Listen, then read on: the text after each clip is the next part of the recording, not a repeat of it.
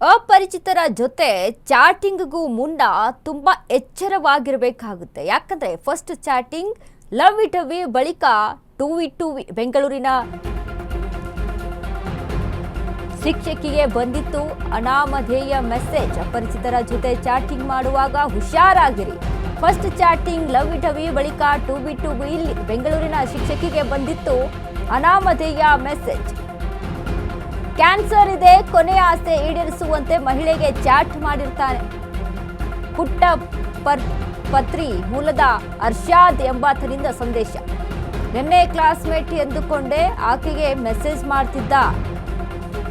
ಬಳಿಕ ನಾನು ಕ್ಯಾನ್ಸರ್ ರೋಗಿ ಎಂದು ಶಿಕ್ಷಕಿ ಬಳಿ ಸಿಂಪತಿಯನ್ನ ಗಿಟ್ಟಿಸಿಕೊಂಡಿದ್ದ. ಆಗಾಗ ಹಣದ ಸಹಾಯ ಪಡೆಯುತ್ತಿದ್ದ ಖತರ್ನಾಕ್ ಅರ್ಷದ್. ಅಪರಿಚಿತರ ಜೊತೆ ಚಾಟಿಂಗ್ ಮಾಡುವಾಗ ಹುಷಾರಾಗಿರಬೇಕು. ಫಸ್ಟ್ ಚಾಟಿಂಗ್ ನಲ್ಲಿ ಸಿಂಪತಿಯನ್ನ ಕ್ರಿಯೇಟ್ ಮಾಡ್ಕೊಳ್ತಾನೆ. ಬೆಂಗಳೂರಿನ ಶಿಕ್ಷಕಿಗೆ ಬಂದಿತ್ತು ಅನಾಮಧೇಯ ಒಂದು ಮೆಸೇಜು.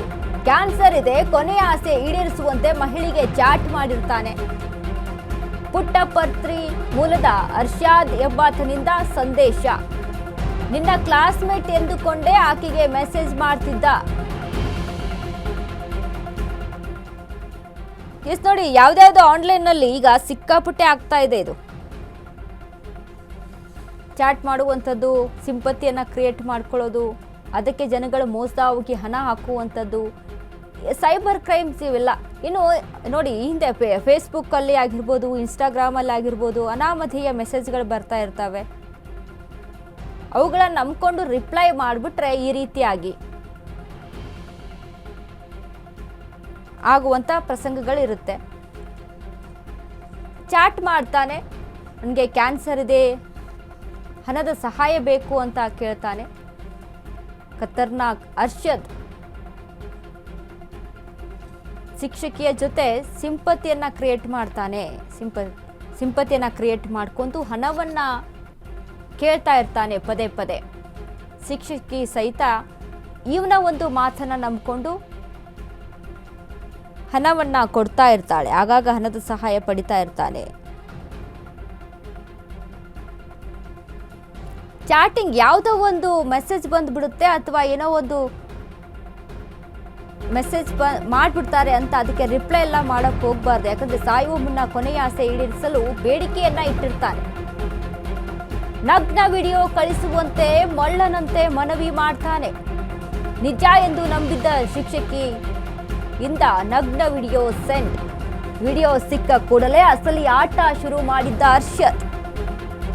ಬ್ಲಾಕ್ ಮೇಲ್ ಮಾಡಿ ಮನಿ ಮತ್ತು ಮಂಚದ ಸುಖಕ್ಕೆ ಡಿಮ್ಯಾಂಡ್ ಅನ್ನ ಇಡ್ತಾನೆ.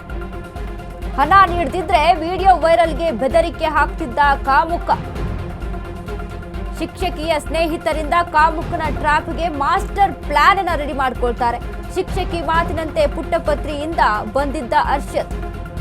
ಬರುತ್ತಿದ್ದಂತೆ ಶಿಕ್ಷಕಿ ಹಾಗೂ ಸ್ನೇಹಿತರಿಂದ ಅರ್ಷದ್ ಲಾಕ್ ಆಗ್ತಾರೆ. ಠಾಣೆಗೆ ದೂರು ನೀಡದಂತೆ ಕಾಮುಕ ಅರ್ಷದ್ನಿಂದ ಮನವಿ. ಬ್ಲೇಡ್ನಿಂದ ಮನಸ್ಸೋ ಇಚ್ಛೆ ಕೊಯ್ದುಕೊಂಡ ಅರ್ಷದ್. ಕೈ ಹಾಗೂ ಖಾಸಗಿ ಅಂಗ ಕೊಯ್ದುಕೊಂಡು ಆತ್ಮಹತ್ಯೆಗೆ ಯತ್ನ ಮಾಡ್ತಾನೆ. ಆರೋಪಿ ಅರ್ಷದ್ಗೆ ಆಸ್ಪತ್ರೆಯಲ್ಲಿ ಮುಂದುವರಿದ ಚಿಕಿತ್ಸೆ. ಎಂತೆಂಥ ಮೋಸಗಳು ನಡೆಯುತ್ತೆ, ಎಂತೆಂಥ ಸೈಕ್ಗಳಿರ್ತಾರೆ ನೋಡಿ. ಕ್ಯಾನ್ಸರ್ ಇದೆ ಅಂತ ಒಂದು ರೀತಿಯಾಗಿ ಶಿಕ್ಷಕಿಯ ಜೊತೆಗೆ ಸಿಂಪತಿಯನ್ನ ಕ್ರಿಯೇಟ್ ಮಾಡಿಕೊಂಡು ಕೊನೆಯ ಆಸೆ ಇದೆ. ಆ ಕೊನೆಯ ಆಸೆ ಏನು ಅಂತ ಅಂದರೆ ಒಂದು ನಗ್ನ ವಿಡಿಯೋನ ಕಳಿಸ್ಬೇಕು ಅನ್ನುವಂಥ ಒಂದು ಬೇಡಿಕೆಯನ್ನು ಇಡ್ತಾನೆ. ಅದನ್ನು ನಂಬಿಕೊಂಡು ಈ ಶಿಕ್ಷಕಿ ಅದೇ ರೀತಿಯಾದಂಥ ವಿಡಿಯೋನ ಸಹಿತ ಕಳಿಸ್ತಾಳೆ. ನಂತರ ಇವನ ಅಸಲಿ ಆಟ ಶುರುವಾಗುತ್ತೆ. ಆ ವಿಡಿಯೋವನ್ನು ಇಟ್ಕೊಂಡು ಬ್ಲ್ಯಾಕ್ ಮೇಲನ್ನು ಮಾಡೋದಕ್ಕೆ ಮುಂದಾಗ್ತಾನೆ, ಡಿಮ್ಯಾಂಡ್ ಮಾಡೋದಕ್ಕೆ ಮುಂದಾಗ್ತಾನೆ. ಇದನ್ನ ಪ್ರೀ ಪ್ಲಾನ್ ಮಾಡಿಕೊಂಡು ಶಿಕ್ಷಕಿ ಮತ್ತು ಶಿಕ್ಷಕಿಯ ಸ್ನೇಹಿತರು ಇವನನ್ನ ಹೇಗಾದ್ರೂ ಮಾಡಿ ಅರ್ಷದ್ನನ್ನ ಲಾಕ್ ಮಾಡಬೇಕು ಅಂತ ಪ್ರಯತ್ನ ಮಾಡ್ತಾರೆ. ಲಾಕ್ ಸಹಿತ ಆಗ್ತಾನೆ. ಲಾಕ್ ಆದಂಥ ಸಂದರ್ಭದಲ್ಲಿ ಪರಿಪರಿಯಾಗಿ ಬೇಡ್ಕೊಳ್ತಾನೆ, ದಯವಿಟ್ಟು ಕಂಪ್ಲೇಂಟ್ ಕೊಡಬೇಡಿ ಅಂತ. ಆ ನಂತರ ತಾನೇ ತನ್ನ ಬ್ಲೇಡಿಂದ ಮೈಕೈಯೆಲ್ಲ ಕೊಯ್ಕೊಂಡು ಇದೀಗ ಗಂಭೀರವಾದಂಥ ಸ್ಥಿತಿಯಲ್ಲಿ ಆಸ್ಪತ್ರೆಗೆ ದಾಖಲಾಗಿದ್ದಾರೆ. ಬೇಕಿತ್ತ ಇದೆಲ್ಲ ಇವರಿಗೆ? ಯಾವುದೋ ಒಂದು ಬೇಡಿಕೆ ಅಂತ ಅಂದರೆ ಏನೋ ಒಂದು ಹಣ ಕೇಳಿದಾನ, ಏನು ಕೇಳಿದಾನ?